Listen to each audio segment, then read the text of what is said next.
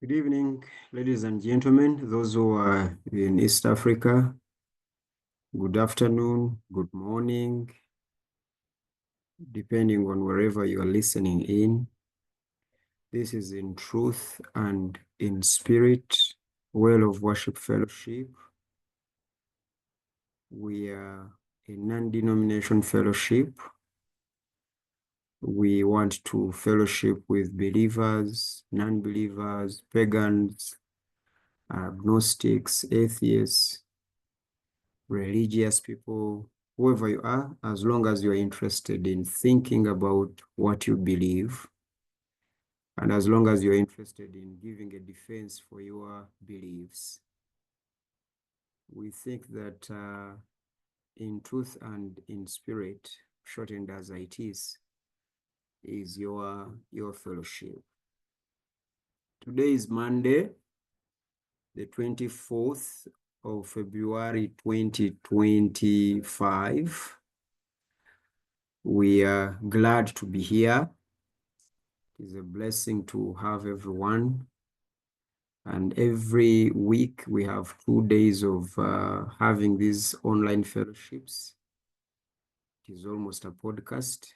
Every Monday we have a discussion, a topical discussion or Bible study around the Bible. And every Thursday we are here also with a topical discussion about just about any affair of life. It could be from the Bible, it could be from one life's experience, or whatever it can be. We always here with people who join us online. They give their views, and these sessions are always recorded, and they are posted on our YouTube channel, which is In Truth and in Spirit, Well of Worship handle on YouTube. You can always go there and give us a like, put your comment there. If you have any question, we welcome all those questions. And we pray that you'll always refer us to even others. We want to reach as many people as we can, because we think that by doing that, we are extending our knowledge base. And by doing the same, we also know that that's how the revelation of God works. We do not claim to know everything. We only claim to question everything. So today is Monday, like I've said, and we are going to have that topical discussion. And the topical discussion today is about alcohol. It is about alcohol. And our question is, what we want to look at is what are the justifiable reasons for not taking and taking alcohol? If you are to take alcohol, what are the justifiable reasons as to why you should or you are taking alcohol? And if you do not take alcohol, like myself, what are the justifiable reasons for not taking alcohol? So that is what we are going to talk about. And since most of our members are not here, I would like to welcome those who have arrived. Professor Servide, can you hear me? Loud and clear, present, sir. Okay, praise God. Rutembana, are you okay? You're dropping, you're on and off. Are you all right now? Are you stable? Hey, I'm actually driving. Okay. I've just reached Kamengo, but I'll be on. That's okay. That's okay. Chairman, are you on?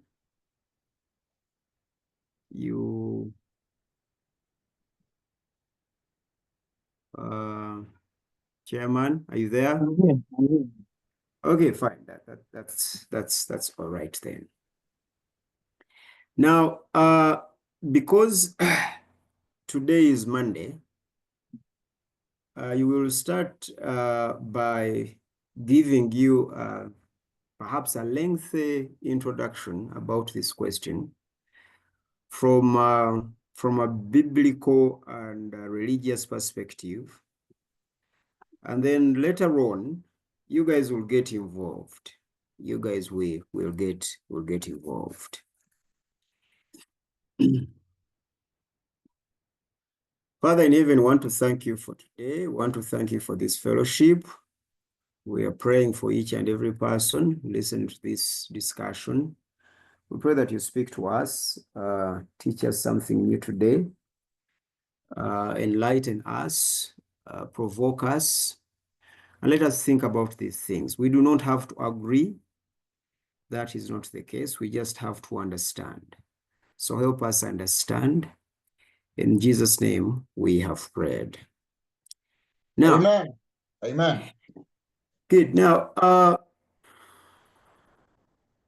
there are religions where it is not allowed to take alcohol. For instance, Islam, in Islam, it is not allowed to take alcohol. In the Seventh-day Adventist Church, it is not allowed to take alcohol. The Pentecostals, the big number of the Pentecostals, alcohol is not allowed. I don't know about the Jehovah's Witness, but I guess it is not allowed to take alcohol. There are some religions from the Eastern mysticism, Eastern, that is Asia, India, China, and I think some religions from the Japans and etc. in all Asia. There are quite a number of religions from that side where it is not allowed to take alcohol. In the Anglican Church, it is not allowed to take alcohol. But since one of the leaders of the Anglican Church is here with us, he will correct me if I'm wrong, but the last time I checked, I think it is not allowed. But there are religions that have no problem with taking alcohol. Well, some of these religions that allow taking alcohol have got some conditions. Others, they are open. But one of those religions where it is allowed to take alcohol is the Catholic Church. I think it is all right to take alcohol. I guess there are terms and conditions. If there's a Catholic here, he or she will help us rectify that. The African traditional religion, it is allowed to take alcohol. It is allowed to take alcohol. Now, the religion of Judaism, it is allowed to take alcohol. In the religion of Judaism, it is allowed to take alcohol. Now, that is the religious side. Now, there are cultures, okay, that are against the taking of alcohol.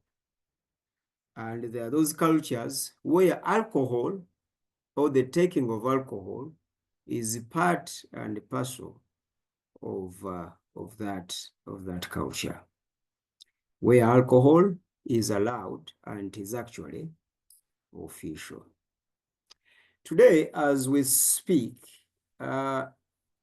alcohol is one of the biggest industry in the world. The mega factories and mega companies are in line of of alcohol.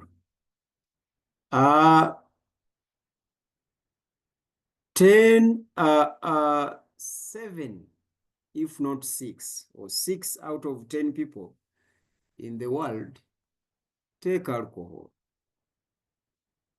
Okay, in any form, they take alcohol.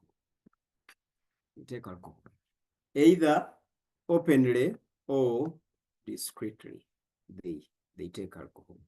So alcohol is a very, very serious thing. Majority of the people take alcohol. Now, our question today is, what are the justifiable reasons for not taking alcohol? For those of you who do not take alcohol, what are your justifiable reasons? Then what are the justifiable reasons for taking alcohol or drinking alcohol? For those of you who drink alcohol, what are those justifiable reasons? And I have to make sure that the topic is understood. What do we mean when we say justifiable? What we mean by that is your reasons of taking alcohol must not only be right, okay, but they must not only be right for you, but they also must be right even for those who are not you, or even for those who are opposed to you. And then if you are taking alcohol, those who are opposed to your taking of alcohol, it must be a choice given the reasons that you give them. They have just chosen not to take alcohol. Then if you are not taking alcohol, even those who take alcohol, therefore against your position of not taking, their taking of alcohol, given the reasons that you give them, must be just their own choice, but not them being right and you wrong for not taking. So that's what we intend in this whole idea of justifiable reasons for taking or drinking alcohol and not drinking alcohol. Now, I will also give you a brief analysis of the question of alcohol from the biblical perspective. I wish we had a Muslim here to do the same so that we can learn from the Quran. I wish we had a Hindu here to do the same and then tell us what the Hindus and the Eastern religions think about this whole topic. But because we are Christians here, and the Bible is our operating reference source, I will take you through, I will not take you through specific verses, but I'll just give you a broader perspective on this question of alcohol in the Bible, and I hope that will actually serve us best. Now, number one, there are three major views around the issue of alcohol as far as the Bible is concerned. There are three major views as far as the Bible is concerned. There is the view in the Bible that says that you should not take alcohol. In other words, alcohol is prohibited in the Bible. It is forbidden. That is the prohibitionist. I'm sorry, this word is disturbing me. To prohibit, prohibitionist view. Prohibitionist view. I hope you'll get that term, but it's from prohibiting. Prohibitionist view. That view states that, and there are verses for each and every for each of these views. The view states that the drinking and taking of alcohol is prohibited, and there are verses for that, especially in the book of Proverbs. You'll get those verses from the book of Proverbs. There is that view. And some of those verses actually take it further to even insult those who take and drink alcohol, that they are idiots. It is prohibited to drink alcohol. Then there is another view in the Bible, and that is the abstentionist view. Now, the abstentionist view also has verses, but those verses and scriptures in the Bible are largely under the Nazarite code of ethics. So the Nazarenes in the Bible have to abstain from alcohol because they are Nazarites. Because they are Nazarites. And some of those, Samson was a Nazarite. Then the mother of Samson also had to abstain because she was pregnant with a Nazarite. And even the father also had, because they were rearing a Nazarite. So there are verses, there's that view around alcohol of the abstentionist view. Okay. The third view, as far as alcohol is concerned, in the Bible, is the moderationist view. The moderationist view. The moderationist view states that you are not to abstain from alcohol, and alcohol is not prohibited,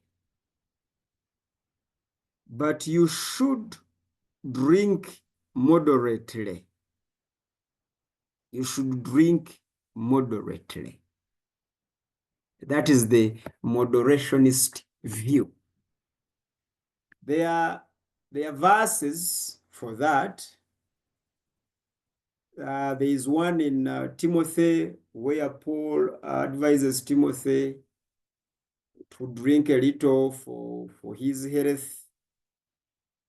Then there's another one again in Timothy where church leaders are asked not to take long on alcohol, to be moderate with alcohol because they are leaders. So that is the moderationist view. So there is the prohibitionist view, there is the abstentionist view, and there is the moderationist view. Now, when you read the Bible, both the New and the Old Testament,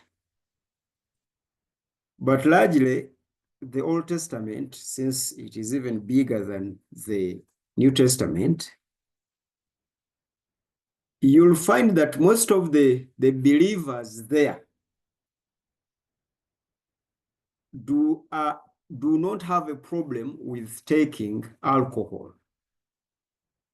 They were alcohol drinkers. And it becomes difficult to defend the prohibitionist view, whose verses actually occur in the wisdom writing, especially the book of Proverbs, and they are scattered around that wisdom section. But in real-time experience and events and the narratives of the Old Testament, it will be difficult for anyone to defend the not taking of alcohol, given the behavior of the saints in the Old Testament. However, I have to mention also that just because the people and the believers in the Old Testament took alcohol, that is not a justification for one to take alcohol. Number one. Number two, we need to ask why the God of the Old Testament is seen rebuking some acts, and he's not seen directly through his prophets rebuking the act of taking alcohol. But again, just because the God of the Old Testament is not recorded rebuking the taking of alcohol in the Old Testament, that does not necessarily mean that therefore, since God did not rebuke those who are taking alcohol in the Old Testament, he therefore condoned it. Silence does not mean condoning, neither does it mean condemnation. So we are left in space. One. Two, we also need to understand that when you read the Old Testament, like we have always reminded people here, you need to ask an important question. Question number one, and these are questions that you will answer when you start deliberating on these issues. Question number one is, what is alcohol? When we say alcohol, what do we mean? What is it? Okay. Then the other question that we'll answer later is alcohol for the body as food and water is for the body?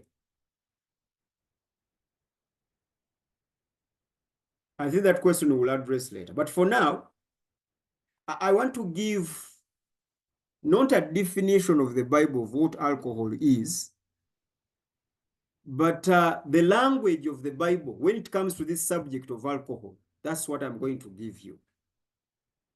And after that, I'll give way for you people to come and deliberate on these issues.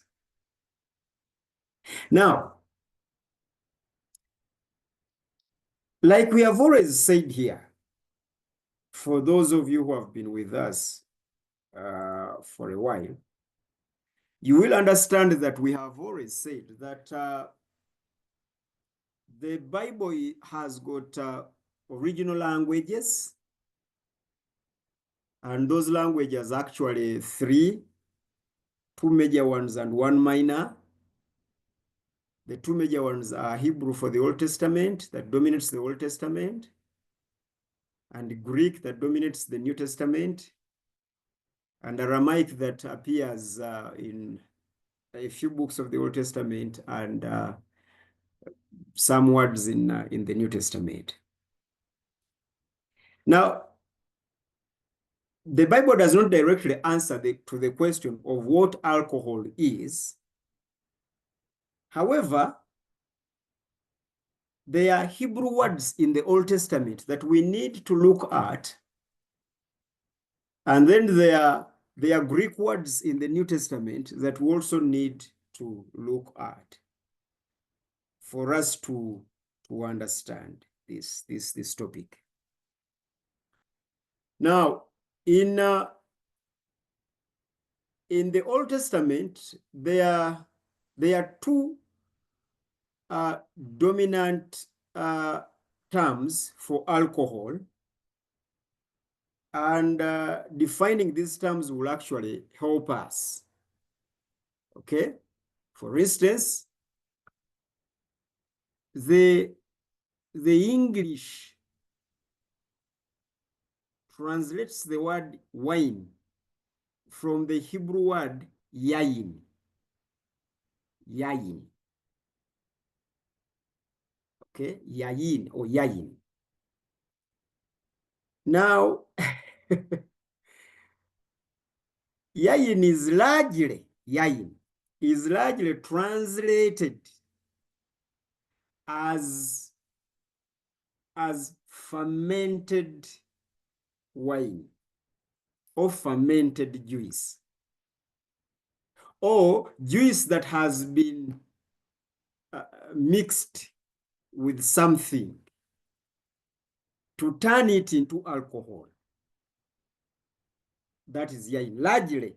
However, the problem and the complex of language in the New Testament is that in some places, this is where your expertise of language is very crucial.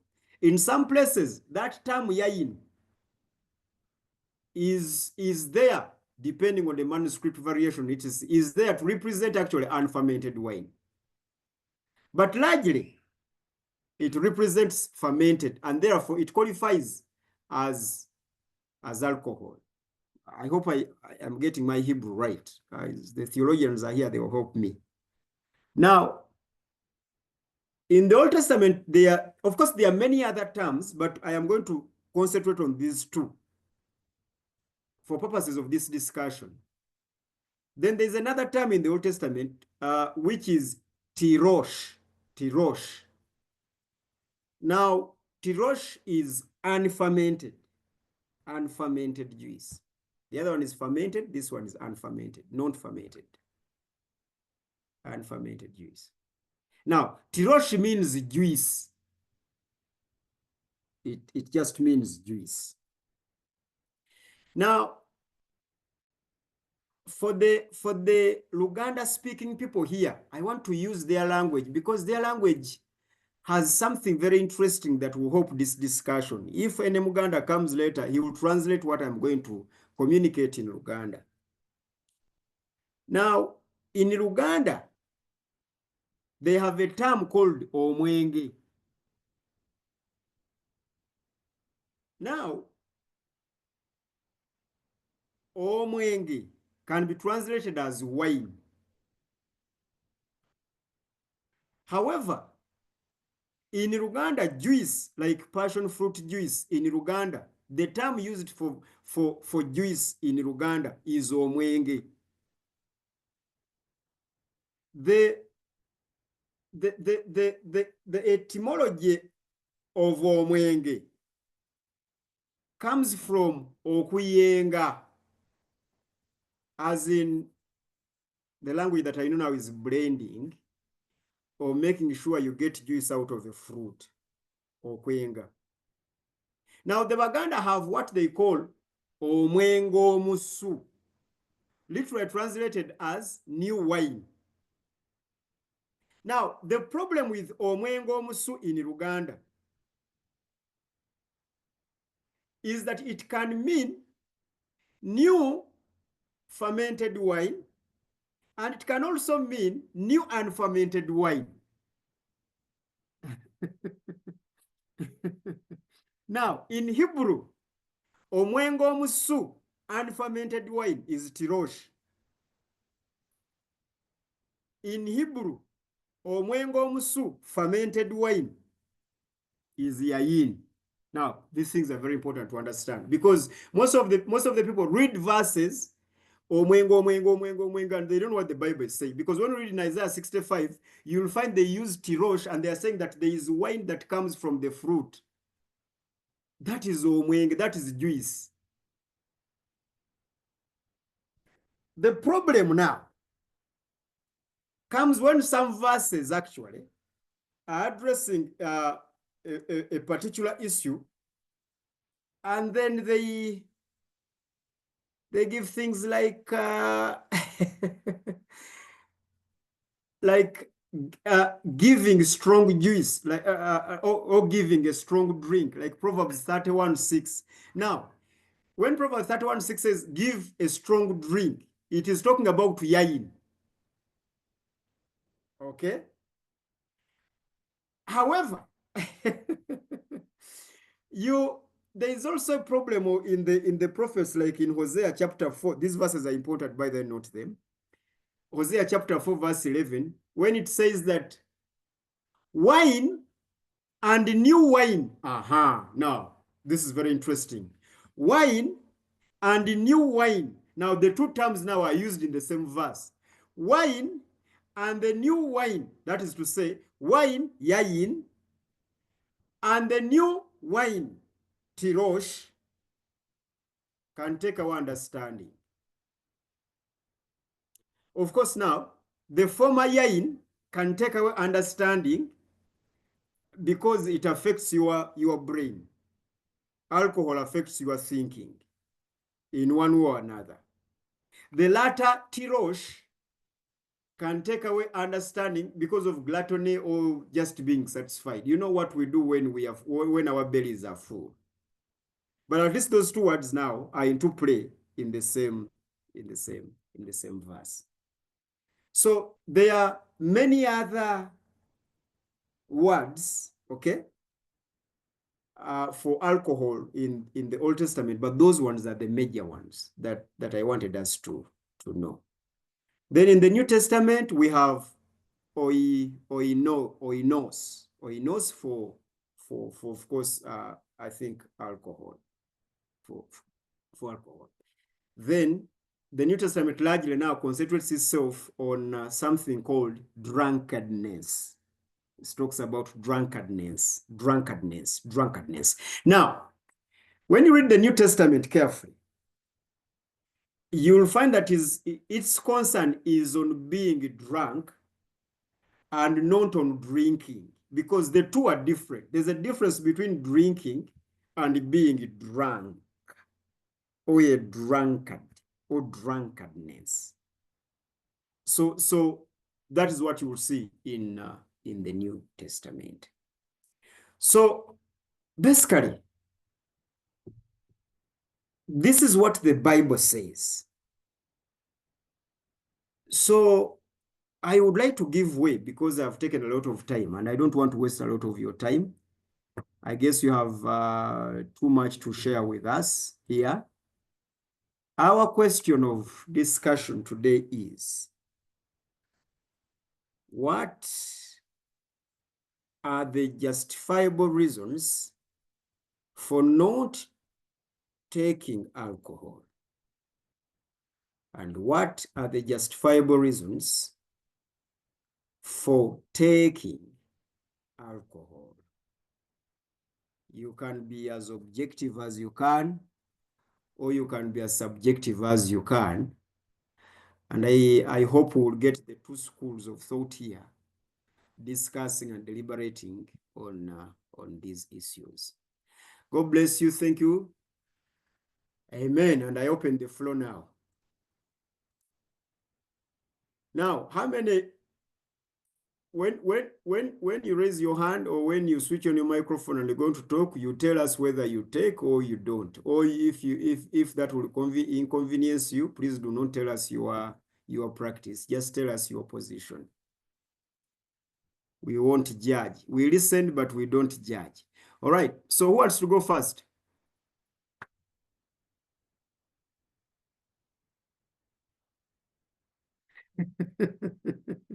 Am I alone here? Hello? What is the question, Pastor? Tom, you keep listening. Keep listening, Tom. Tom. No, ask. No. I have keep the listening. answer. Ask. No, keep listening, please. Keep listening. Tom yetaaga agenda mu kibiina. I will not entertain. Musajja oyo abaaki oyo. So any person who wants to to tell us their, yes, Nicholas, your hand is up. Dr. Mukwan. Yes, I was struggling to look for my virtual hand. Oh. Yeah, thank you so much, Pastor, for sharing this. This topic is a very touchy one. It is a topic that many people would judge you outrightly if you said you drink. But for me, I did not taste wine until I boarded the plane. I was going to Thailand, and the journey is very long. It took us over 13 hours in the air. Now, when I was going, my friends were enjoying, ladies were passing around with bottles. And so on my coming back, I decided to give it a try. The thing made the journey very interesting. I didn't want the plane to land. Yet at first, I was so tired, so bored. The journey seemed so long. But my dear, with the drink, somehow the body was relaxed. So I started reading about wine, really. I've not taken beer before, I've not taken other things, but I've taken at least wine. And I want to tell you, wine is healthy. It is very healthy to your heart, to your metabolism. In case you have difficulties when you eat, wine really helps. I think that's why most people take a glass. So is that to mean every wine, or there's some specific wine? I'm not very sure, but probably. Do you remember the brand that you took? Yes. Okay, fine. It was called Roger. Okay. But when I looked for it in Uganda, I did not get. So speak for Roger. Speak for Roger. But I also got 4 cousins. Okay. And I got Amarula. Okay. When you read, when you look at Amarula, Roger, and that 4 cousins, you discover they have some ingredients that are very good for our heart, especially the red one. Okay. The red dry one, not even the sweet one. Okay. But coming back to the Bible, grapes are actually in Israel, if we can go by the biblical words. And wine was normal. There are no reasons for not drinking. Unless I think the bad thing would be what you already talked about, getting drunk. Because when you get drunk, it means you have lost control of yourself. Something else is controlling you. It will make you look foolish. You lose your honor. You speak rubbish. You do terrible things. So when you're drunk, it would be, but again, it is not sin per se. It is you who is sinning against yourself. But there are very many good reasons for people to take wine. I have not studied much about beer, or people will come and help us. But Pastor, lastly, I went for school practice in Ngora. Ngora. Yes. And my students said they would pay me a visit at the hotel where I was living. Okay. And then they came with Marua. These are my students. They know very well I'm a pastor, I'm a reverend. But so they started taking and said, this thing is good for your body. You see, this place is you need to take this thing to help you this. So I tasted. It was sweet. And I took some Marua. And I want to tell you, my operation for the following week was not bad.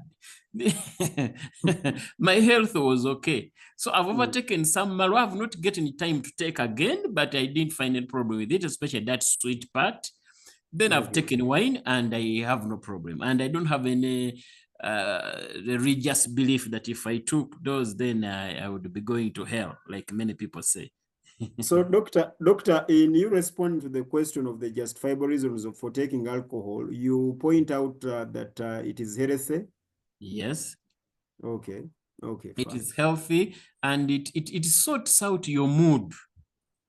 Okay. Do you mean every brand of alcohol is healthy, or or you have to be specific on, or you have to drink under prescription, per se? That's what I can't speak for because I've not explored much, but what I've exposed myself to has been beneficial to my side. Okay, thank you. You've shared your experience. Yes. Yes. Binempunu, before you dropped off, your hand was up. Can you talk? Raymond? Yes, I can. Good evening. Good evening, Raymond. Praise God. I came on late, not because I was drinking. I've been looking around to see if I have something to test so that I can test and I speak properly.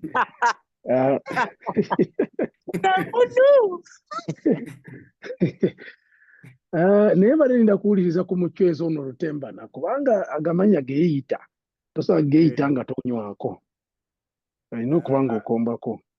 Unfortunately, he doesn't. The last time I checked. He doesn't? No, he doesn't. Ate awo akontana n'amannya kubaga agamanya bamugenda mu mikolo emituufu. Let's focus on Binempunu. Binempunu alone will give us his experience. Anyway, so I grew up as a Roman Catholic. I grew up with a father who was drinking. I grew up with a grandmother who actually was making waraji out of karodo. I grew up in Banda, next to Tesoba. So anything called alcohol, wamwenge, I have tested. If you're talking bondo, you're talking spirits, you're talking scotch, you're talking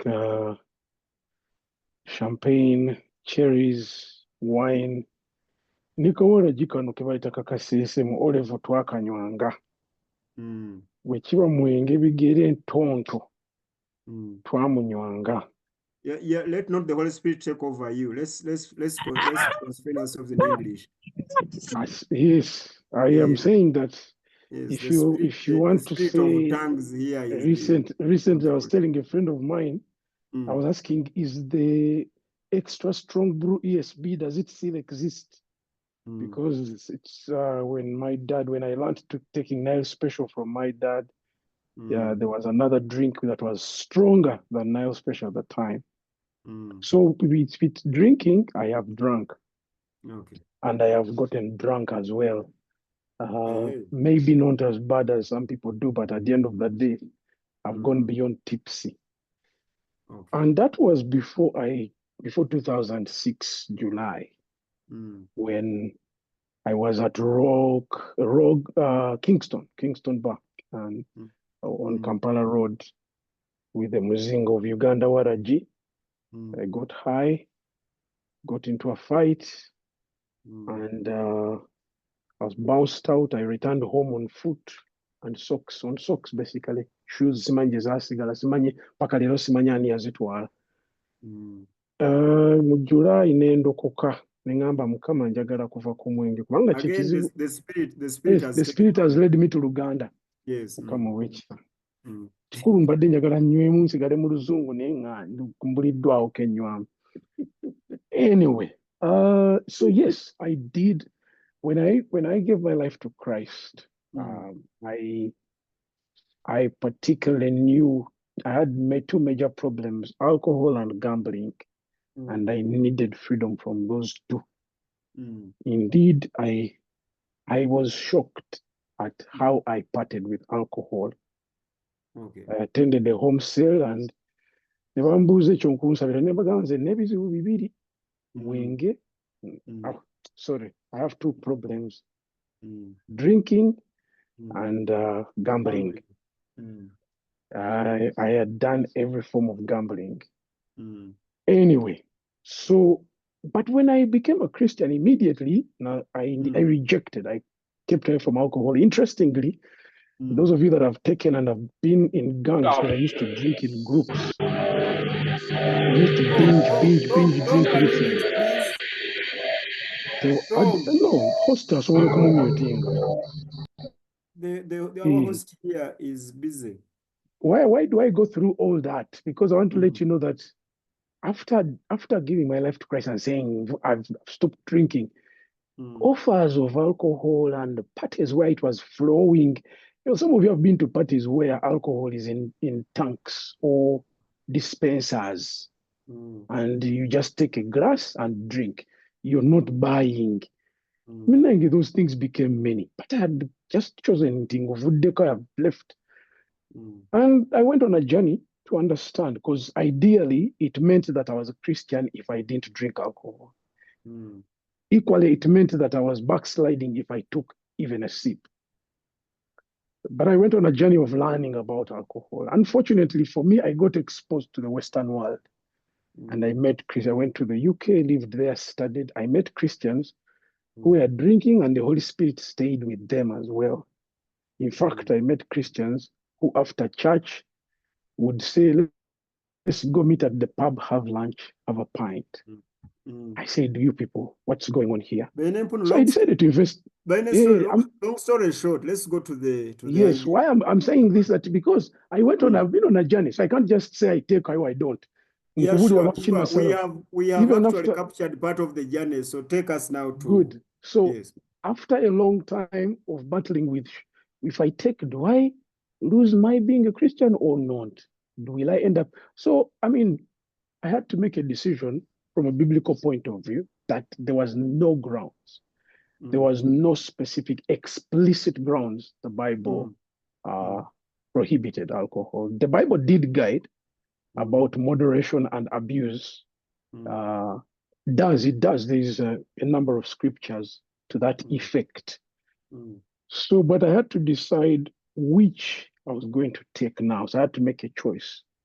And so when I claim to take wine, it doesn't mean it doesn't contain alcohol, because I do look at the wines I buy, and they do have alcoholic content, whether it is Amarula or any other cherry that you would take, any cherry drink that you would take. So yes, I do take wine, and wine contains alcohol. So therefore, I do take in moderation. Okay. And I'm very confident that I will go to heaven. Okay. So Benempun, before I leave you and I let you go, in brief, you were saved from drunkenness, but not from alcohol. No, I was not saved from drunkenness. No. You see, as a young Christian, I thought that the worst thing I could ever do again is drinking alcohol. Because So there was a moral outlook that painted anyone who touched a bottle as a sinner. Okay. And I fell in the same thing. And I went around and investigated. And I told you that I had exposure. But then exposure wasn't sufficient. I had to investigate biblically. Okay. So God did not save me from alcohol. I was a sinner of all sorts. It was not only alcohol. No. But in this context, because when you gave your prayer request in that cell, you said that I have two problems: alcohol and gambling.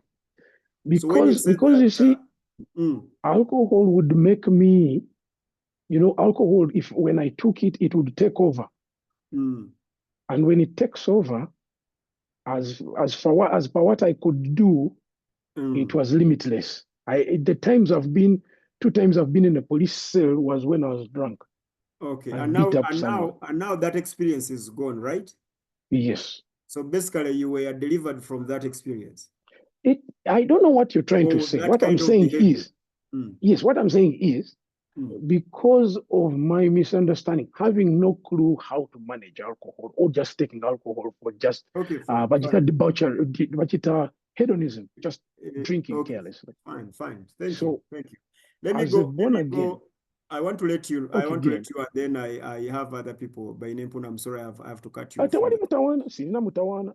Yeah, thank you very much. Francis Kabinoli, do you want to come in, and then Rutembana will follow up? Okay, thank you very much. Can you hear me?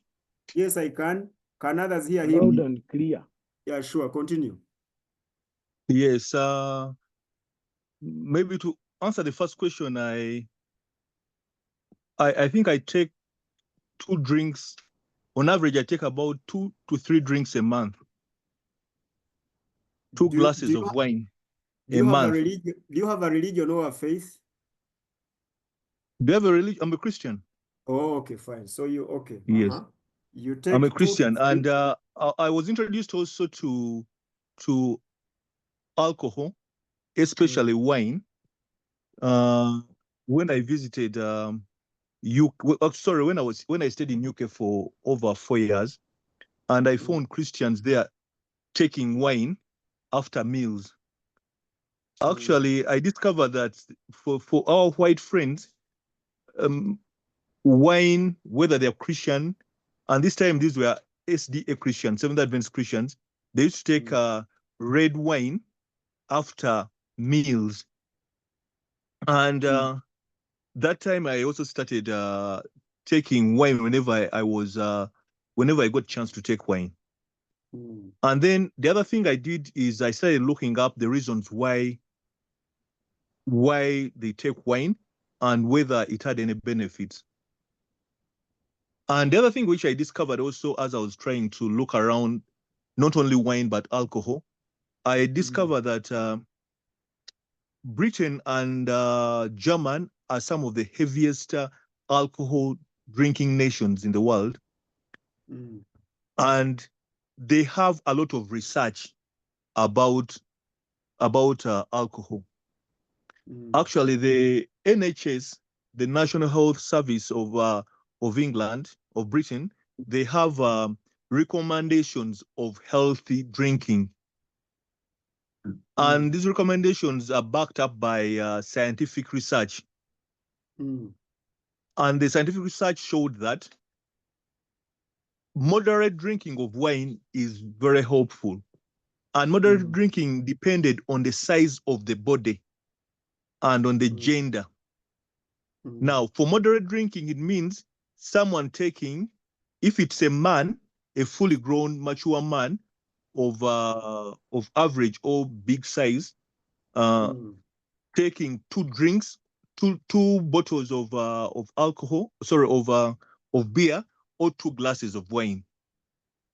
And for women and small men, it's 1 drink.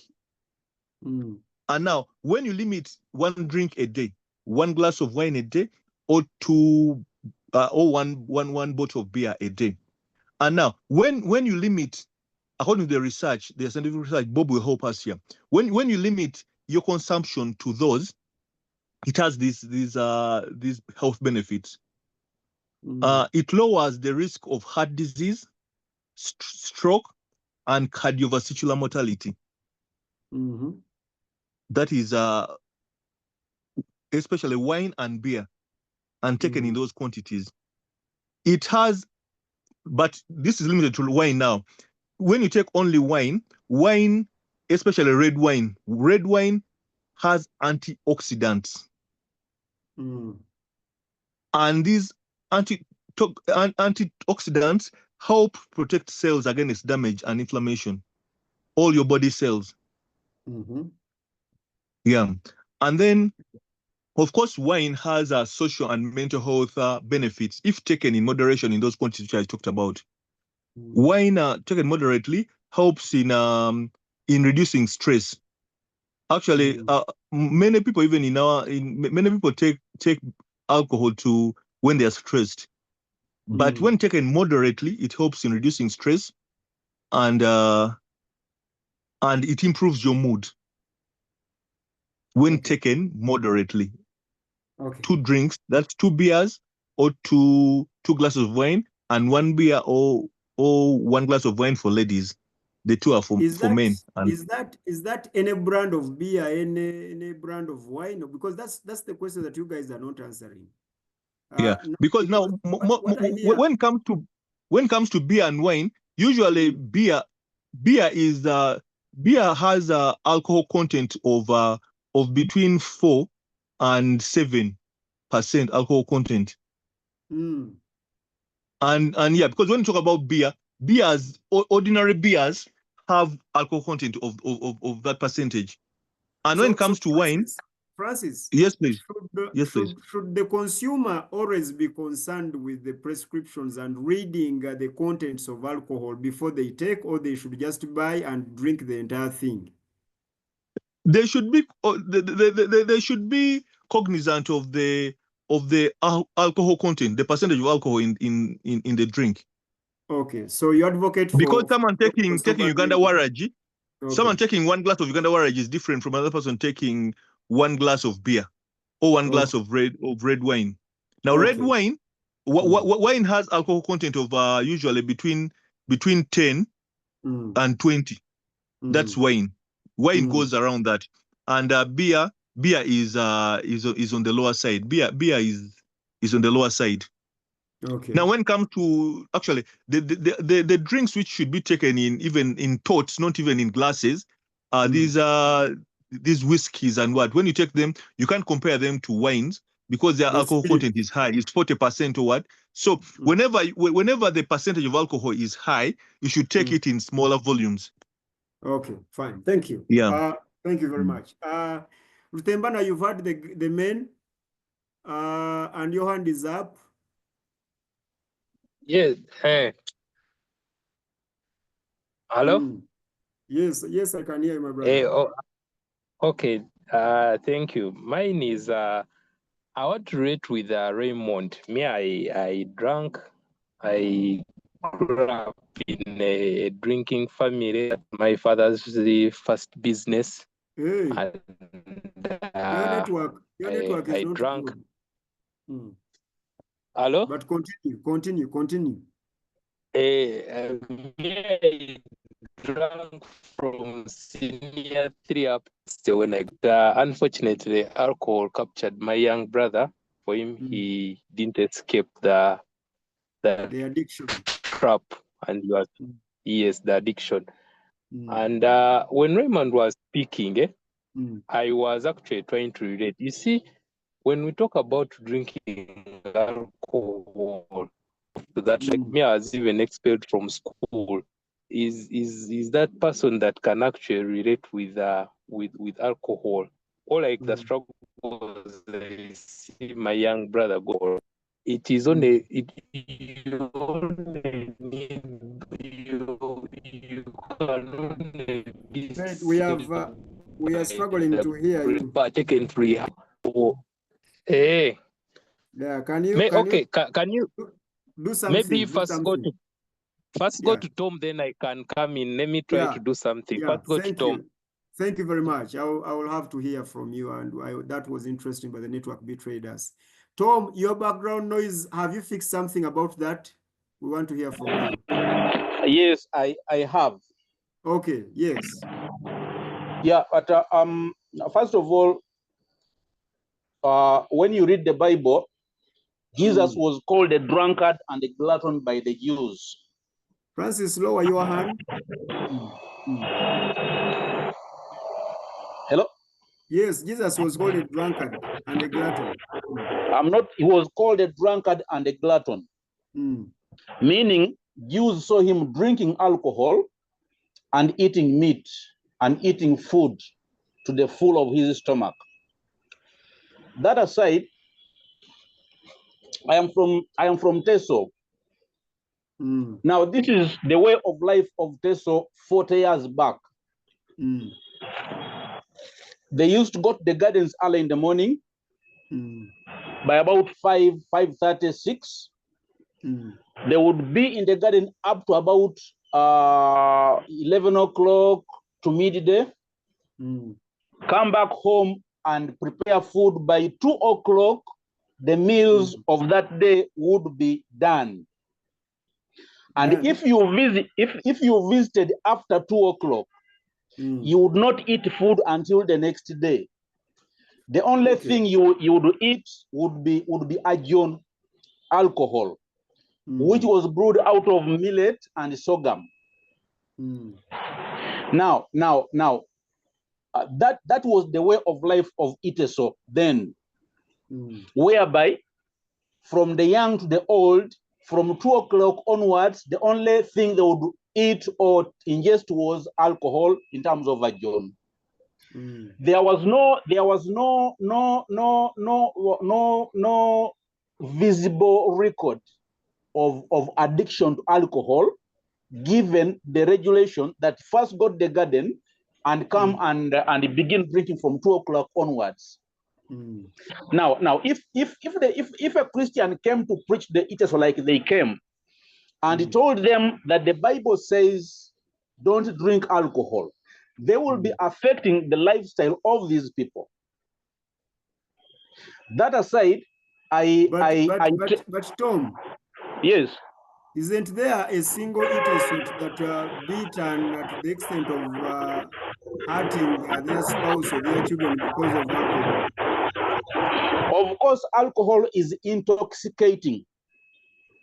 So I there am was not some saying instance like that. I am not saying they were not getting intoxicated. It has its own effects. Okay. Now the effects depend on who has taken the alcohol. There are those who would take alcohol and never get drunk to that extent. There are those who would take a little of it and become violent. Okay. I am not saying alcohol is good or bad. Then that aside, I personally take alcohol on prescription. Oh. Because I take it as a drug. I don't take it for leisure. I take alcohol in form of 1, medication from hospitals, 2, red wine. And I don't see where in the Bible or in the Christian ethics where I shouldn't take alcohol. Really, I don't. And neither am I saying that those who don't take it are missing out on anything.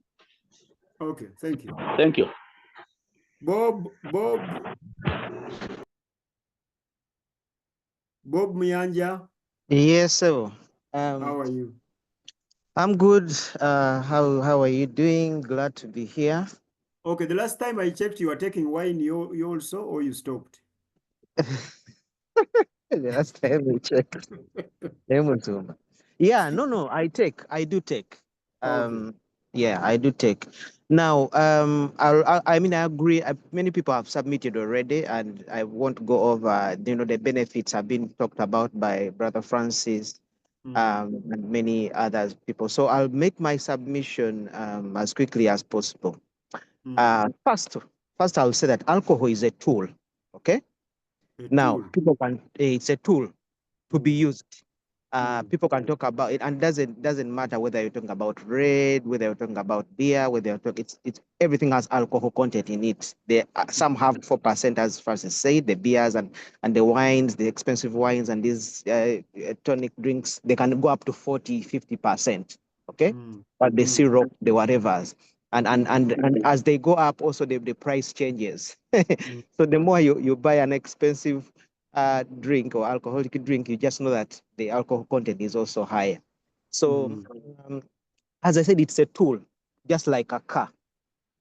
If you want to move from point A to B, you can drive your car to take you to that distance or to that destination you want. So what is the use of this tool called alcohol? Now, this is where I'm getting to.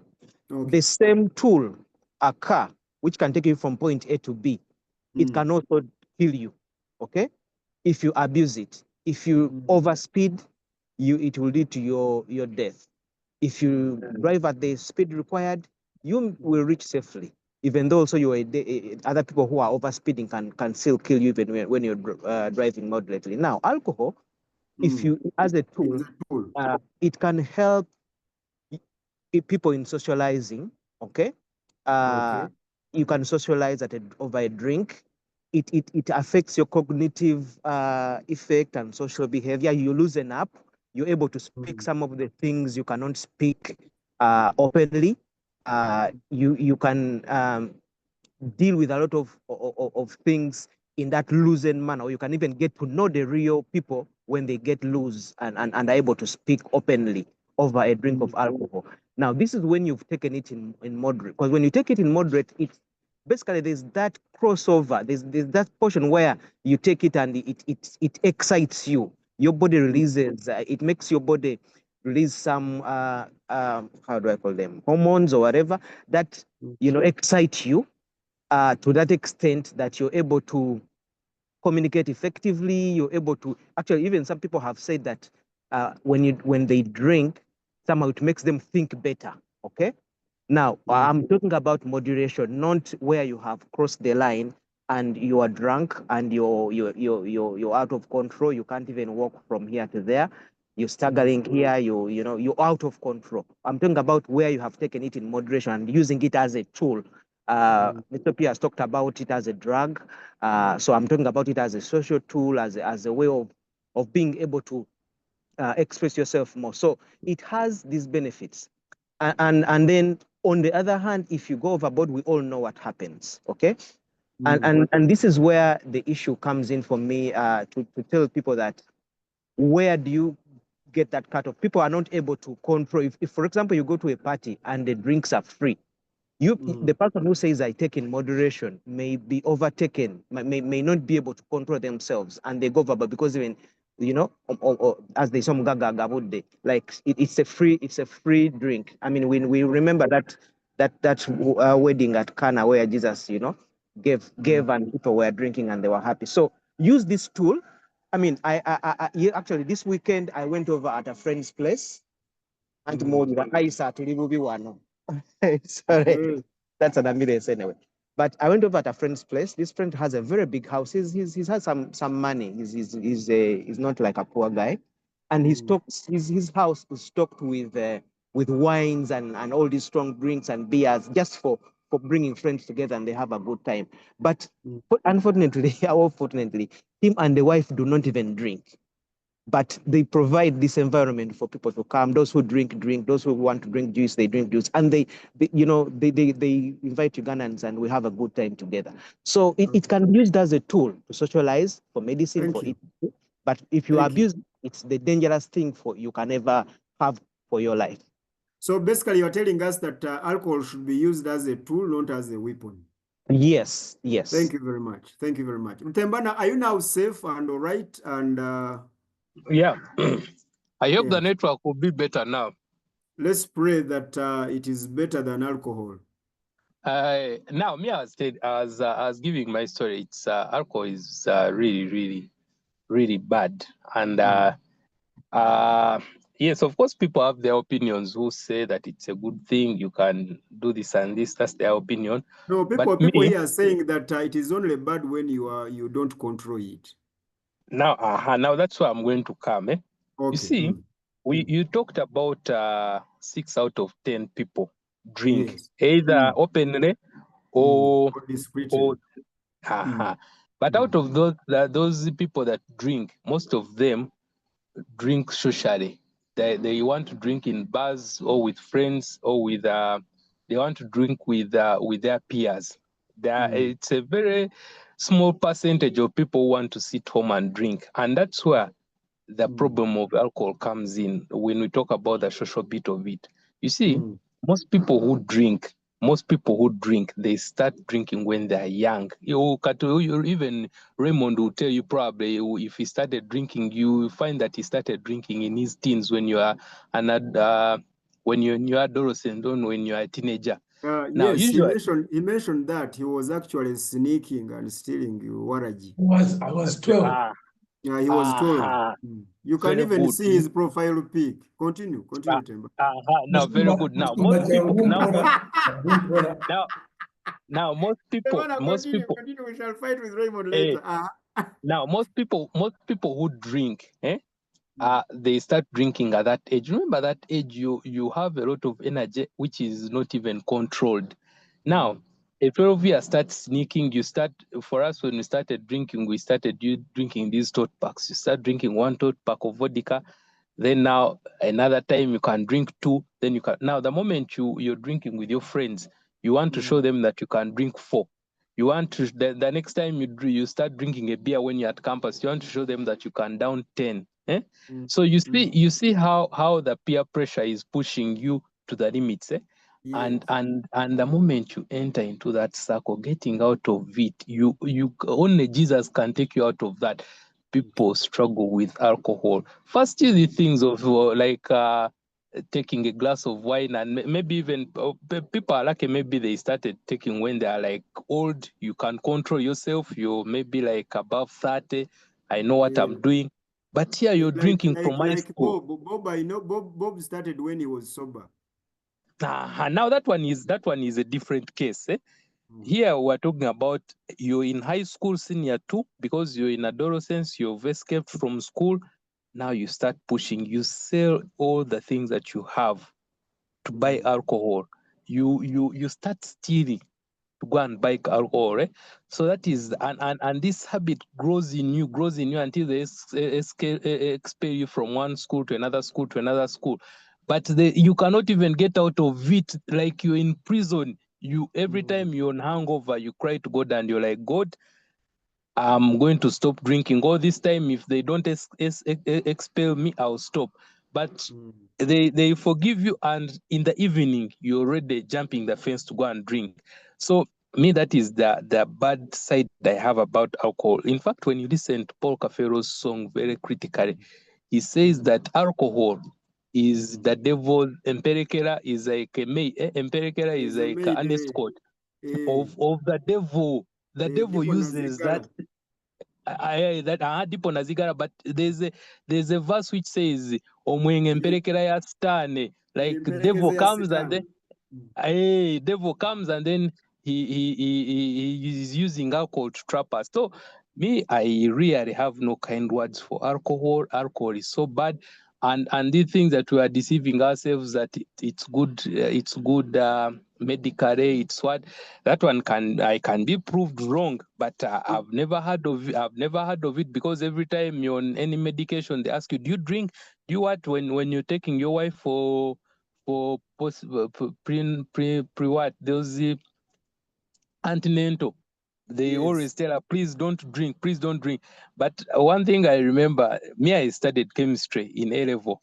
Now when we're in those bars drinking, you would be deceiving yourselves that now this one has this component of carbon, this component of what, that it energizes.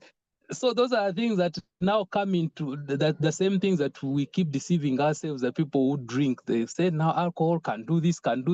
The moment you're high, you start praising it and you start. So, but really alcohol is very, very bad.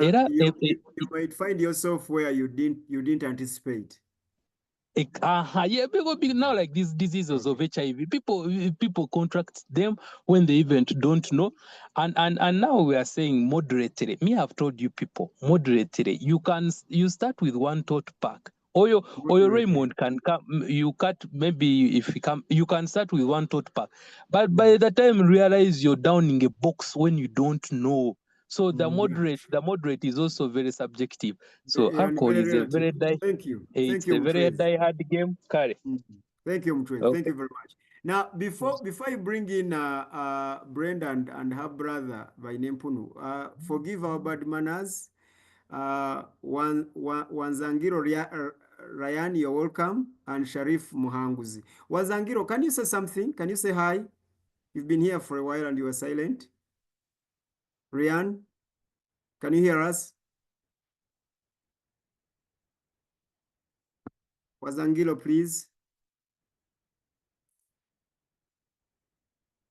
Okay. Struggling with technology now. We wonder whether you can even hear us. Sharif, are you there? Hello, Sharif Muhanguzi. Can you say hi? Okay, perhaps these brothers are either on or actually not on, or they're struggling with. Can you switch on your microphone and say hi, hello? We need to see whether we're not dealing with AI attendance. Good.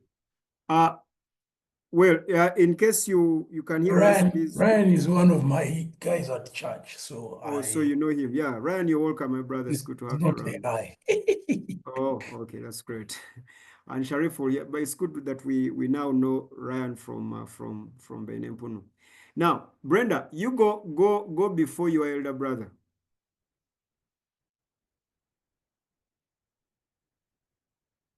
And I hope your network. Yes. I don't know. It's you to tell me if it is okay or it is not. Continue. You're good. Okay. So me, I sometimes I take alcohol, but I mostly don't take it. I thought you had stopped completely because I last knew you when you used to get tipsy. And I thought you had stopped. So you sometimes take. Continue. No, okay. First of all, the alcohol which is on the market, the one that I tried, it was not good. You get a pesky and weird feeling, not in the throat and then in the body. The body has a reaction and it's weird. It's an ugly feeling that I realized is not good for my own body. So Bob and Dr. Mukwana told us the reason for that is that you take cheap alcohol. Please pay more and then get good quality. So you are getting bad quality because of your price, Brenda. So it's true for me. That's what Bob and Dr. Mukwana told us. It's true. I used not to take beer. So one time there is a beer they were promoting. It was from Portugal. So I took the beer and I was like, my God, this is sinful. I will not try again because the thing was so nice. And of course, it did not affect me to make, because I only took one bottle. It did not affect my level of understanding. Neither did it make me tipsy. But I was like, what? So I can even take beers? I said, I will not investigate further lest I become an alcoholic. Okay. So alcohol, for me, I do not condone alcohol. I do not condone alcohol because I know its effects. Alcohol, it totally distorts someone's thinking. You might even for Bob, who has decided to take it at this point when he is educated. Yeah. You and can. For Bob, alcohol is a tool, remember, so be warned. It's just a tool. He uses it when he needs it. Regardless of whether it is a tool, because you do not know how when it will affect your body. Alcohol, when you take it in, it does not leave you the same. It begins to change your configuration. So it has the potential of totally making you lose yourself. No, we are the drinkers here are moderate. Their moderation is they drink moderately. So it does not matter about moderation. Then there's that of Tom where it is just a prescription. Yes. And the reason as to why it is a prescription is because it brings effect. So continual taking it keeps bringing an effect, an effect, an effect, an effect. That is an interesting one. Thank you. Since it is a prescription, it is because it brings an effect. Therefore, yeah, sure. Don't you think that food has the same effect on your body, or it has an effect on your body as far as effect is concerned? Exactly. Food totally has an effect on our body. That is why we grow. That is why we lack in certain nutrients, because we are not taking certain foods. It is changing your body. It is forming you. So alcohol does the same. And it was so interesting. So you recently, do not condone. And so what are your justifiable reasons for not condoning alcohol? My justifiable reason is because alcohol does not leave you the same. It totally has an effect on your understanding. It has an effect even on your weight. It even has an effect on the diseases that you should be prone to. Okay. Yes. So recently I was on YouTube trying to look through certain things. And I landed on a video that was giving us the history of the chemistry of alcohol. And they mentioned something which intrigued me. I said, what? They said that to get to the chemistry of alcohol, people were looking to connect with the divine. And alcohol was used as a tool to give them a transportation. But of course, in the end, they realized that it unfortunately just brings a disconnection from. Because which culture was that YouTube using as a sample for that? Because that cannot be universal. I guess you agree when you're watching those YouTube and internet content, you agree that is the speaker giving a universal perspective? Do you mean to say that in Africa, people started alcohol as a divine, you know, something one like of the reasons as to why I agreed, I kind of took that to point is because I also looked at our own here in Buganda. Alcohol is central. It is also one of the gifts that you give to the gods. Okay. It is essential for those practices. And I was also, and also when I read the Bible, I was surprised to find that whenever the people would come in Thanksgiving, in manners of worship, they would take alcohol. And I was like, what the heaven? Okay. It surprised me. We got it. Thank you very much. Pastor Raymond, you are on. You are on next. Pastor Raymond, are you there? Benempunu, Raymond. Nebiona, just as you come. You had raised up your hand earlier. I don't forget. When this, yes. Well, I wanted to come in to say that I think the caution, the social and cultural caution towards alcohol is justifiable. I lived and worked in Karamoja for 7 years, and I saw what alcohol can do. But we can't argue it from a biblical point of view only. It is true, anything. First of all, let's accept worldwide, there is an age limit, or what you would call legal confines, within which any human being should be taking alcohol, consuming alcohol. So there is clear age limits. In fact, in some countries, people celebrate when they have reached that age when they can buy an alcoholic drink. So even in a secular context, people are willing to take that step and legalize against consumption of alcohol for minors. But I think the idea of educating ourselves and knowing that what type of body am I, sorry. For example, one time I brought in I think a marula, a cherry that is very nice and thick. And my wife had never taken it. She was like, what is this? It is so strong. And then she was like, but it's strong, but tastes okay and nice. But isn't it dangerous? Then she read the content. She was like, this one, huh? And I said, but you don't take the whole, it is the whole bottle that contains that much percentage. When you take the glass or the half a glass, you've taken a little percentage. But the thing is that, for example, guys, I have 6. If you asked how many people have sex, I would put up my hand, okay? Because I am a married man in the confines of marriage. But if you asked how many people have sex, majority of people are having sex in Uganda when they are not married. Where am I going with this? Is that even that sex, which is not supposed to be a bad thing, people are consuming it outside marriage, which is a wrong thing. Human beings, by nature, we are fond of doing the right things wrongly.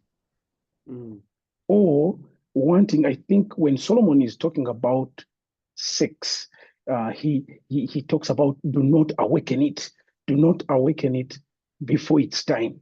You understand? He talks about the fire of how the body yearns for it. So when is the right time to take alcohol? Exactly, that's what I was about to say. There are a number of reasons, and I think this comes together with alcohol, and I'm daring to put sex alongside it. In our cultures, we don't tell people why. We just tell them don't take alcohol. Don't have sex. But why? It is important that we explain to people why. For example, why shouldn't someone take alcohol when they're young? Or why shouldn't someone take alcohol at all? Reasons have to be given. When we are young, they never told us. They made us want to sneak around, to steal alcohol and to steal sex. You understand? But if they told us why we shouldn't, and that there will be a time when we actually can, and it will be okay, then I think majority of us wouldn't have wanted to have these things early. But Is it- Omuchwezi warned you earlier that regardless of how much you tell people the why and the what, they will get addicted. It They is will be out of different. control. Between you and I, we are now older. I think it is different. We, in our families, some of us don't even ever introduce someone we love or we are attracted to our families until we are sure that we are going to move on to marriage. It shouldn't be so. We make dating complicated. You should be able to come and say, I am attracted to a certain girl. Is it a right feeling? Is it wrong? Who is that girl? Can we see her? Like, we should be free to talk about these things and teach our young people how to navigate life, because they are realities. Watching considers sex is because while many people do not consume alcohol, there are so many people having sex wrongly within the wrong confines. And is sex bad? No, it's not. Okay. I'm married, I have it within the confines of marriage. Before I was married, I had it outside the confines of marriage. I was doing the wrong thing. My dad never ever bothered to teach me, to tell me this is a good thing, or in Raymond, because the only one time my dad never beat me for doing something wrong was when I wrote a letter to a young girl in Mpoma. I was in Chambogo College. Young number, byotandise ofuse musajja kati bino byotandise okuyingiramu bigenda kukuleetera ebizibu naye teyannyonnyola kiki ekigenda maaso okitegeera. I think it would be good if we teach. So your point is that we should your point is that we should explain to people the what and the why of alcohol. Yeah, if your body is not good for it cannot take. Like, for example, there's simple information like your weight, your size, your blood type, your gender. All those things come into play when it comes to alcohol. Believe me or not. Also, once you know, because as a young child,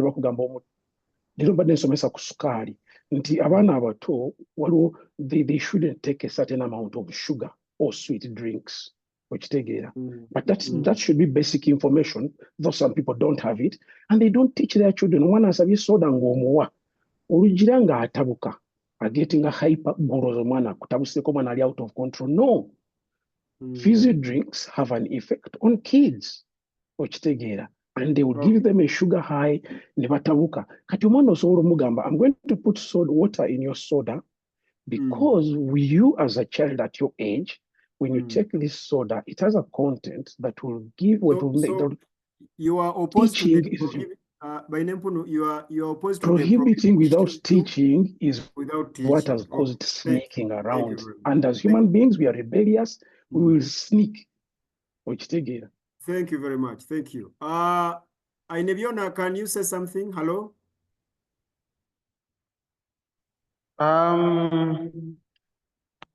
I hope I'm audible. Yes, you are. For me, I don't know about others, but for me you are. And if you are for me, that is what matters. Thank you very much. I'm very happy to be part of this fellowship. Okay. In fact, my papa Peter invited us. Okay. So I'm very happy that I'm here now. Yes. There are two things that I also want to bring to the attention of the fellowship about alcohol and about teaching.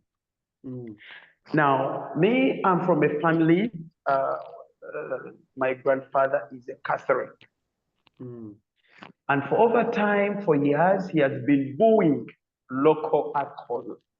And it is that alcohol that he uses to sell and get money to provide for the family and everyone. But then he believes that alcohol is like any food. He thinks that if you eat matoke to excess, you'll get a problem because you've got something in excess. To him, he thinks that alcohol is something that you must eat or you must take within amounts that are recommendable. If you take it in excess, then you have the consequences, like anything that you take it in excess. And that's what I grew knowing. But I later engaged into a born-again faith that preached to us that alcohol is a sin. And within a verse that says alcohol is mockery.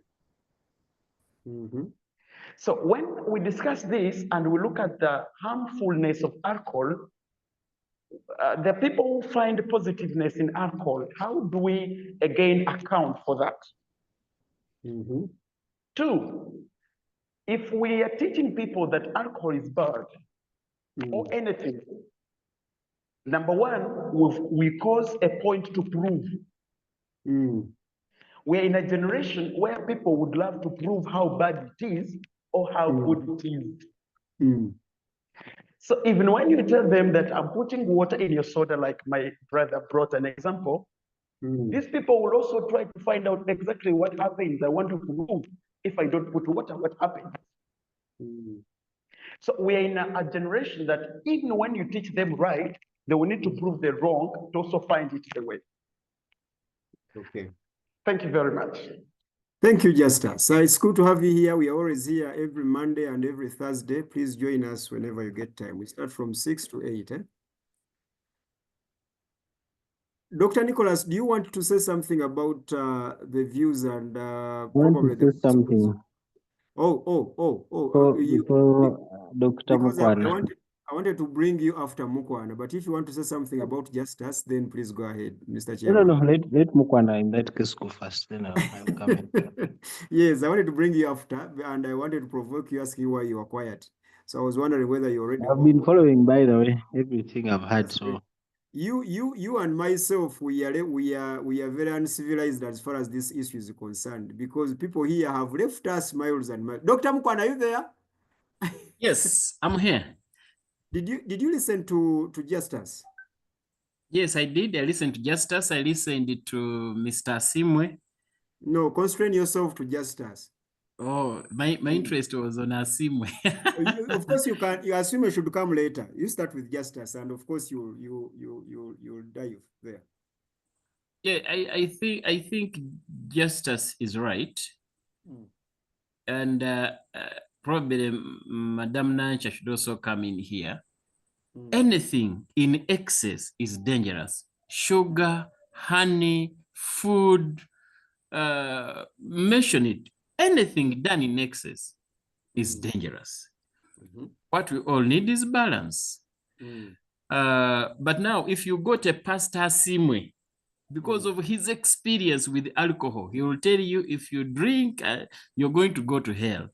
We don't want people to use their experiences to deter others from benefiting from what they misused. Because when you take something in excess, it's actually misusing it. And then you begin thinking that it is bad. It's not bad. By the way, like I gave you my experience, I take a month. In fact, I've taken, since this year began, I've not tasted wine. Since this year began. And I can never be there that I'm so thirsty. I need this thing. No, it's not. And but whenever I have a chance to take... Asimwe says the reason for that is because you are mature, you know what to do, but you cannot subject the same to a young, gullible, and ignorant person. That's Asimwe's view. Yes, that was his view, but that young, gullible person, I think, must be confined in a certain setting. Because our brothers, the other side, they take wine when they're still young, and they are not drunk. Of course, there are those who get drunk, but there are those who don't get drunk. My children at home, let me watch and see. That could be an experiment, because when I bring a bottle of wine, I give them taste a little and they laugh. Although one time are you sure that is a risk that is worth it? Yes, How it is. How old are they?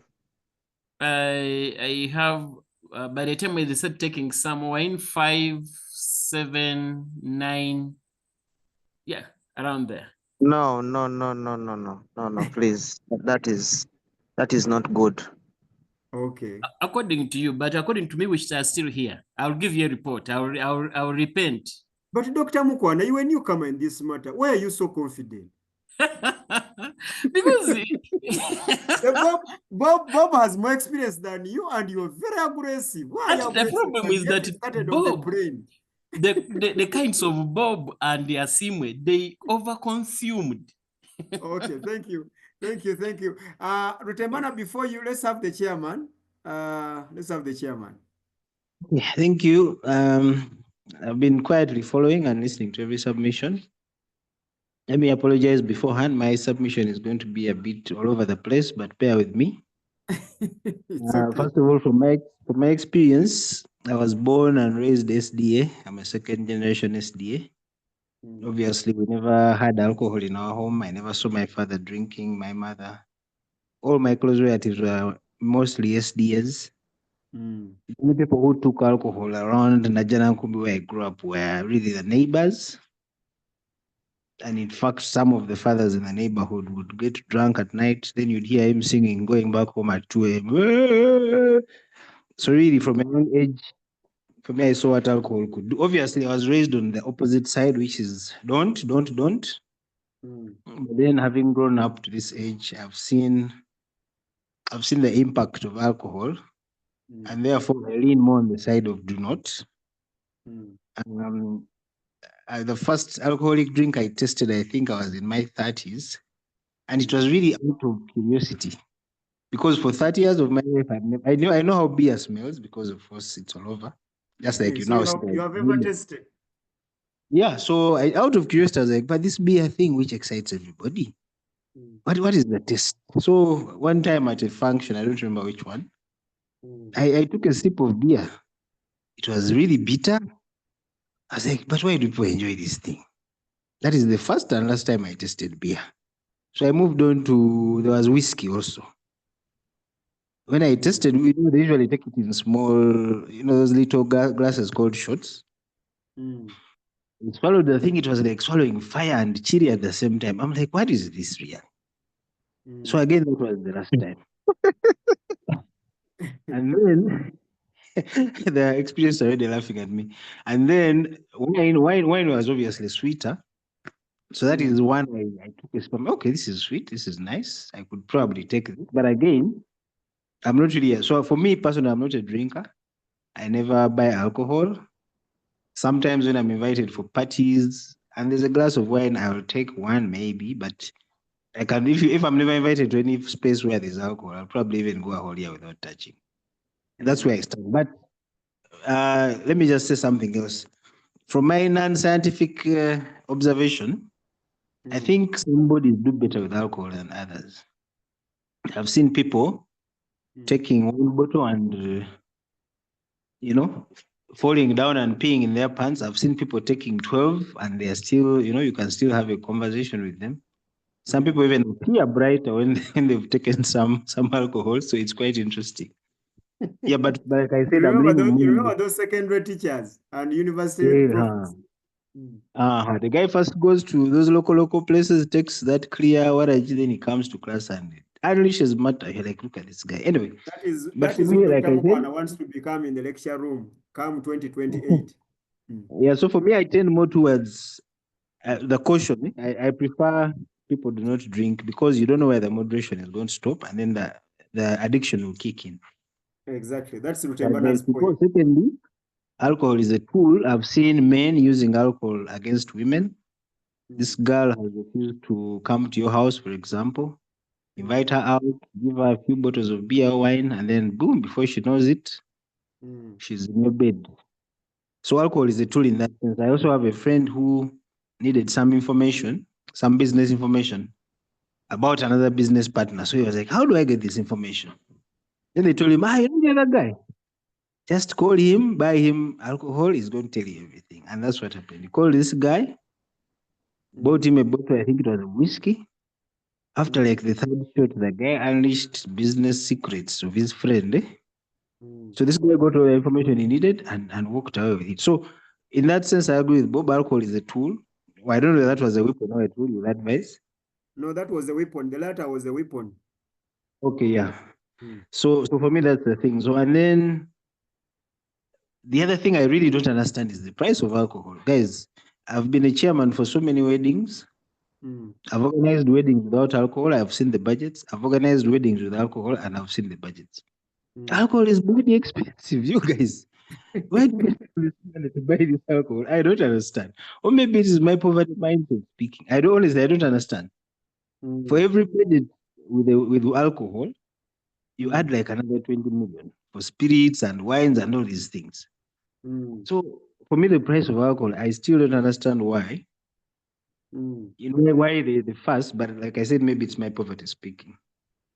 Yeah. Okay. So let me stop there for now. Maybe I'll come back later. So for me, it's really the risk of addiction, the risk of health, being, yeah. The price, Chairman, for being used as a tool and everything. Yeah. Yeah, sure. Thank you very much for the experience. Rutembana, you want to come in? I wanted to come in when Professor Isaac was talking about giving alcohol to his children. I wanted to advise him. Now for you can drink, but like I said, you see, when someone is young, now the addiction that we're talking about, the reason why for us we struggled being chased from school is because we started drinking when we were young. You have no control. In fact, the more you drink, the more you are appealing to your friends, the more you feel a bad guy, the more. So for children, it's a very, very big risk. And I would advise that really, that one don't. At least for you can test and tell them that this is a no-go area. Our neighbor did an open bar at home where you buy a crate of beer and put it in a fridge. And two of his children are now wasted. They're like the people who are on the streets stoning people because of alcohol. And just because of that thing, like he was like, me, I want to raise my children openly so that when they go to school, they don't have to escape to go and drink alcohol. Then he started stocking beer in his fridge, and the education stopped from there. So me, I would think that really, for alcohol, when people are younger, it's very, very risky. You're taking a very, very big risk. Brilliant. Thank you, Brenda. Yeah, and also the other reasons as to why people take alcohol to socialize, to be accepted. It is all a matter of being disciplined, really. Because if you are disciplined, you will make sure that you learn how to socialize and to be excited without the need for alcohol. Because you don't need it to be excited. Thank you, Nancha. Because you see our chimeza here, the chimeza that we do, we used to do this chimeza in a bar. But we never used to drink. We just go and do our coffee. And trust me, I think if it wasn't for limited time and curfew for some of us, would even socialize up to morning, but just on water and tea. Yeah, Brenda, that was your information. Continue. Yes, it's true, and it's also an excuse for people not loving them, not loving others, and not embracing themselves and expressing it to other people. For instance, if I don't drink alcohol and I go and socialize with people, and it doesn't matter if they think that maybe I am not all that just because I don't take alcohol. I don't care. Me, I'm expressing myself. I love you people. I'm going to be with you, and I'm not going to take alcohol, and I'm going to socialize with you, and I'm going to be happy. So I think people need to learn the discipline of accepting themselves, embracing themselves, and also learning social skills to navigate all this and be excited and dance without having to intoxicate themselves. Because you see, you take alcohol and you start to feel its effect right from the feet, and then it goes and it penetrates your body, makes your legs But Not that is a personal experience, Brenda. Is it that's it's not a general? Are you trying to generalize that experience? Please do not. That is no. Isaiah. That is the general experience. Then you have hangover the next day. Now, But the chairman has just told you that there are people who take like 2 crates and they're still sober. They can still sustain a conversation and they now can ask still them. drive and walk back home by themselves. Ask them in the morning after they wake up. Everyone would you go drink, you go back and sleep. Now you wake up in the morning, you can't even lift the head from the pillow. You check in your wallet. Tembana, you and myself and Brenda and Jethro belong to the same school of thought. But what I'm warning you against is not to stereotype the other school of thought of the Bob, the Tom, and the Nicholas. Is that a genuine experience? Some people can do. Does everyone have to go through that? Is that what you're saying, Brenda and Petson? Yes, at least if you drink alcohol and you're certified, you get hangover. Okay. Okay, Brenda, had you made your point? Yeah, but it's a general experience. Oh, you insist it's a general experience. Yes. Because it's a chemical. Alcohol is a chemical. Okay. Thank you. Thank you very much. Yes, Muyanja, that's why you come in, my brother. Yes, so I wanted to make one comment about, again, what Doctor submitted about giving alcohol to kids, which he feels for him that is his way. I just wanted to advise that kids, that's why they are considered vulnerable. That's why kids, women, people in prison, and all these things. There's a reason as to why we are meant to protect kids. Even if we feel for us that, maybe we are teaching them something, this is what is going to happen.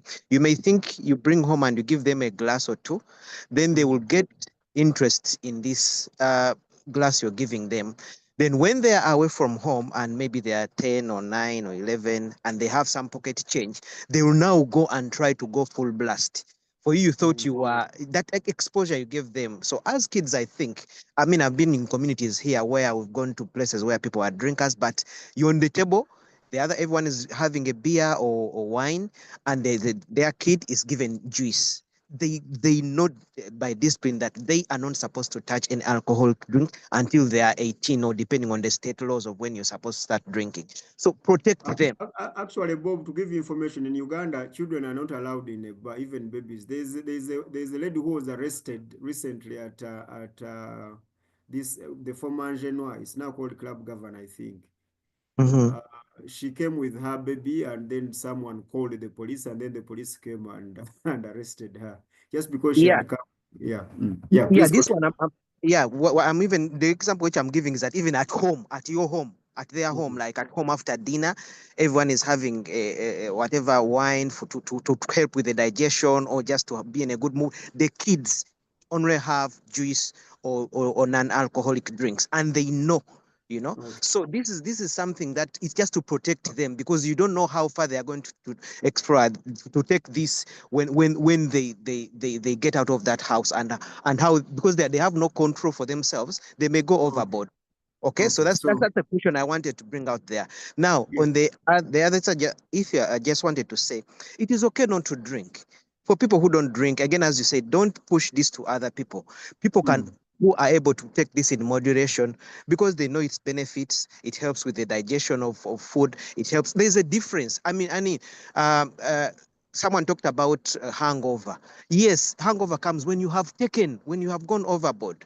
And again, even those people who are not as hangover, they even have solutions to that, on what you can take not to have the hangover in the morning, and they can control themselves. So as long as someone is putting this thing under control, for me, I think it's okay. I have a bottle of John Walker in my drawer at home, but this is a bottle I can take over a whole year period. It's not like when I have it every time I'll go and drink. No, it is just a once in a while when visitors come and we bring a glass, once a month or once in 3 months.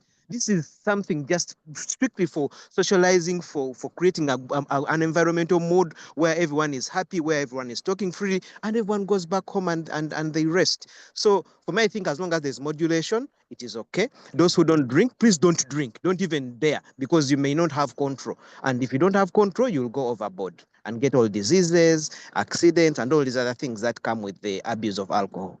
Thank you. So Bob, before you go, Yeah. when do I know that I will not be the victim, but I will be in control of alcohol?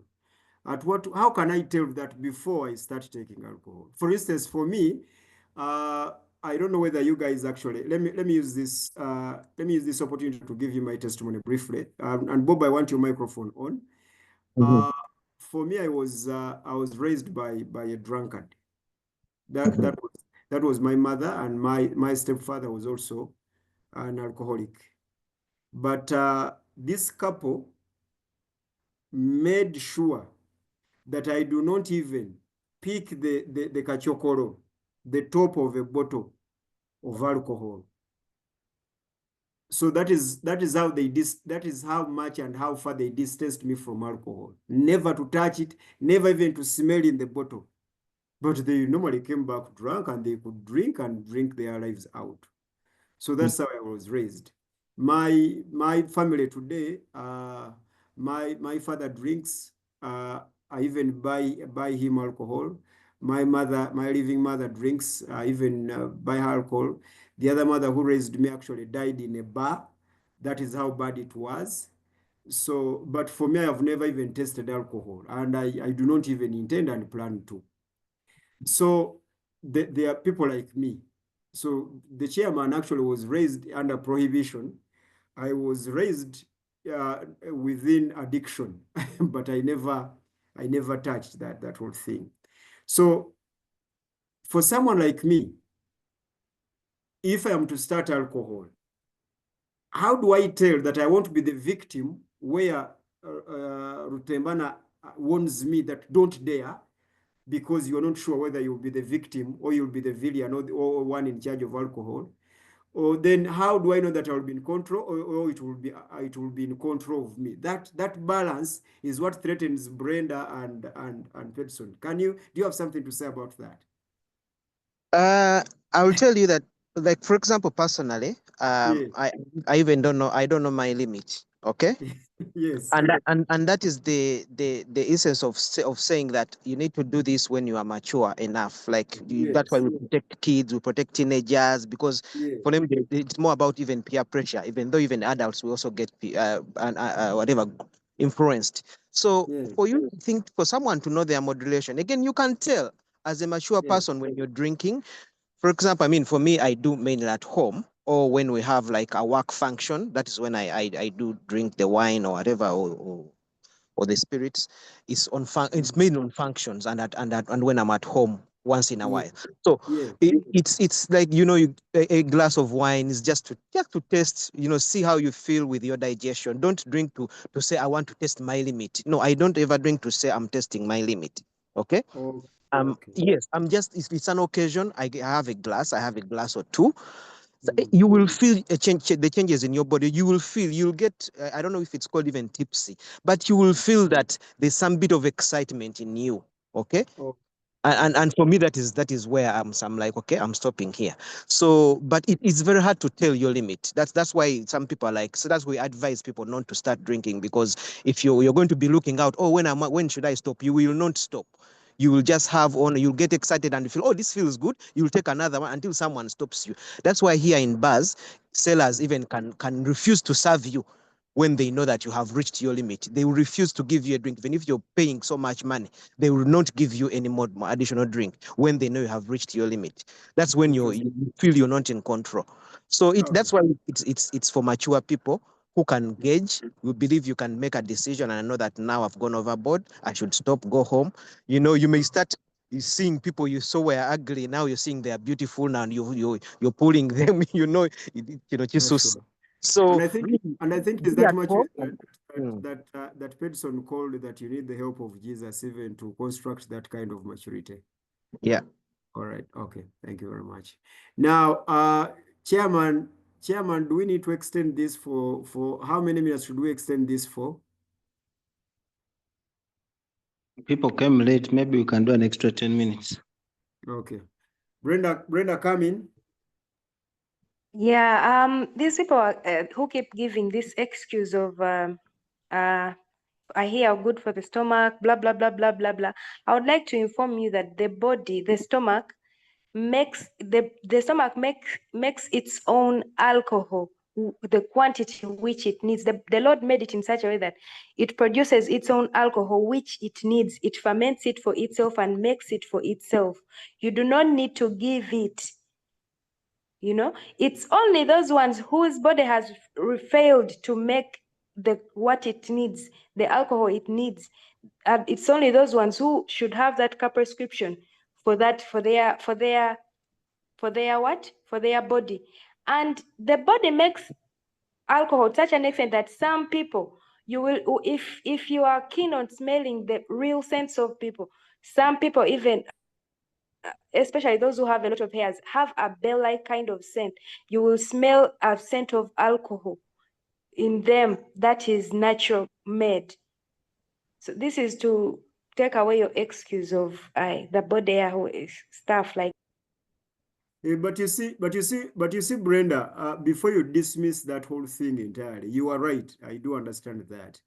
But there is no harm taking alcohol as a prescription for digestive system in the event that your body doesn't make enough alcohol to make sure that the digestion operates in the way and in the manner it has to. You cannot dismiss the prescription take of alcohol, can you? No, I haven't. That's why I have mentioned that it is only for those whose body has failed. Sure. So perhaps the body of Ariong failed because he was the one to say that I take alcohol under prescription. Maybe we just need each and every bar must ask for some health documents and diagnosis before we serve you with a particular kind of brand of alcohol that you have asked for. Is that what you're suggesting again? That's not what I'm suggesting, because a bar But is a business. would you want to live would you want to live in a world where some bars actually ask for those health letters and status? Because personally, thank you. Let me go to Dr. Mukwan as you think about it. Don't worry, Brenda. Let me go to Dr. Mukwan as you think about it. And after Dr. Mukwana, the chairman has switched on his microphone. Okay, continue, Dr. Mukwana. After you. Thank you, Chair. I wanted to tell Madam Nancha that even the body also fights diseases. So in the case that it has failed, that's when people go for prescriptions. The body does so many things. In fact, whatever we do is to give a supplement. So it shouldn't look like it is criminal or for somebody to enjoy his juice. That can be juice of salt. Even the juice we do is a supplement, the water, everything like that. So yeah, thank you. Okay, so yeah, sure. Mr. Chairman? Yeah, somebody needs to do research on my theory. I think somebodies are not meant for alcohol. Just like milk disorganizes somebody's, and I'm one of them. I'm lactose intolerant. When I take milk, things happen to my body. But I love milk, by the way. And a few times, unfortunately, when I'm going to stay home, especially because I know if I take milk in public, it will disorganize my system. When I'm home, I take some milk, but I know it's not good for me. So I think even alcohol, for somebody, you should know. But this time I was planning that you escort me to where I'm going to go and there will be plenty of milk. So what will do? Can they prepare water for me or something else? I will not take me, especially in its raw form. And I continue. Yeah, and then the second thing I wanted to say, many people who take alcohol, I would like, again, I not a scientific poll I've done, but I think 99%, the 1% could be reserved for the medicinal value and other things. 99% take alcohol to escape from reality. That reality could be feeling good about yourself, you've had a stressful day. You know? So for me, and of course we can have maybe another discussion. Is escaping from reality bad? Because we all do it in some form or another. We watch movies, we get into this whole world of AI and what. Some people listen to music at high volume. This whole thing of escaping from reality. Maybe we'll come back and we have a psychological discussion about it. whether it is actually a good thing or you just face your problems head on and whatever. So those are the two things I wanted to say. Okay, interesting. Professor Peter, you dropped off. We missed you. Can you talk?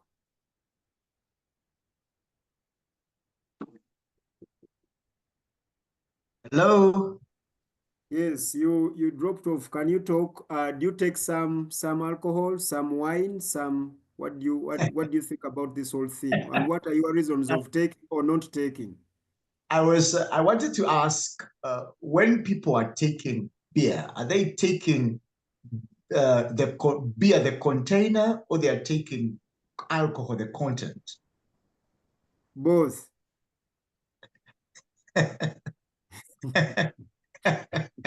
You thought you are going to waste our time that we don't have. The answer is there, both. Because in the social culture use, when you say you take alcohol, that question does not ask for alcohol content. That question is whether do you get drunk. To me, that's it. When we ask, do you take alcohol? We are not asking whether you do take drinks that have alcohol content. No. I don't think that is the essence of the question. The essence of that question is, do you go drunk? No. Unfortunately, you're not here, but we were corrected by those who take both, that someone can take alcohol and not get drunk. So basically, our question still stands. It's about taking alcohol, not getting drunk, because you assume in your analysis that wherever alcohol is, drunkenness is, which is not true as far as the experiences here are concerned. Continue, Professor. Yes. Yeah, but like I said, the social cultural use of that expression, when we say you take alcohol, the questioner is not about content. Look, content is academic. That is an academic talk. Professor Serwide, you cannot victimize us on that subjectivity. We are trying to be scientific. To me, that's an academic talk. When we ask Isaiah or Nyomwenge, we are not asking the contents and the percentages you take. But Brother Serwide, even in Uganda, Nyomwenge is different from Watermira. For someone to say, for someone to say that Nyomwenge, okay, and assume that question is not question is not asking percentages. He's right. Serwide is right. No, he's not. He's right. Twagala tumulabe ng'avaako. We want to see them tipsy. Twagala tumulabe ng'avaako. That's what we need. No. Even the Bible actually distinguishes the two. The two are distinct. Taking alcohol and being drunk. It actually warns against drunkenness. In fact, the word is oinephulegy, I think. I think it is oinephulegy. I'll check my Greek for drunkenness. So Brother Serwide, not everyone who takes alcohol equals drunkenness. It is an abuse of the term.